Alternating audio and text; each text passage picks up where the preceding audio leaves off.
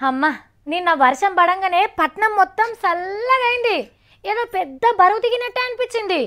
అమ్మయ్య, ఇక ఎండాకాలం పని ఒడిసినట్టే. నీళ్ళ తక్లీఫ్ కూడా తక్కువైతుంది.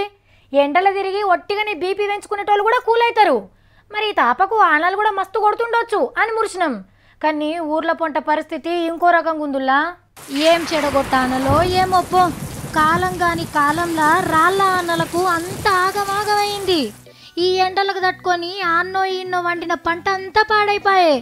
అయ్యో చక్కదనాల మామిడి తోట గాలి దుమారానికి తుప్ప తుప్పరాలినాయి. ఏమాన దేవుడో ఏమో, నీళ్ల మడుగుల వడ్ల రాశి పోసినట్టే అయింది కదా గీల పరిస్థితి. మొలకలెళ్తే ఎవ్వరు కొనరు. చేసిన కష్టం అంతా నీళ్ల పాలాయే. గోదాములు కూడా చక్కగా లేనట్టున్నాయి కదా. అయ్యయ్యయ్యో, పొట్టకచ్చిన వరసేన్లు పొరకైనాయి. పంట అంతా రాలిపాయే. జాలు బట్టి పసుపు పంట పనికి రాకుండా అయినట్టుంది. అగో బత్తాయి కాయలు పొల్లు రాలినాయి. ఇక ఆసామికేం మిగులుతుంది? గద్దచ్చి కోడిపిల్లని ఎత్తుకోవైనట్టే చేతికొచ్చినాయిరా అనుకుంటున్న పంటలను ఆనలు ఆగం చేసినాయి. ఇంకో 2-3 రోజులు కూడా గిసొంటి చెడగొట్టానలే పడతాయట. ఇక మరి ఇంకెంత నష్టం జరుగుతుందో ఏమో. వీళ్ళను సర్కారోళ్ళే ఏమన్నా ఆదుకోవాలి.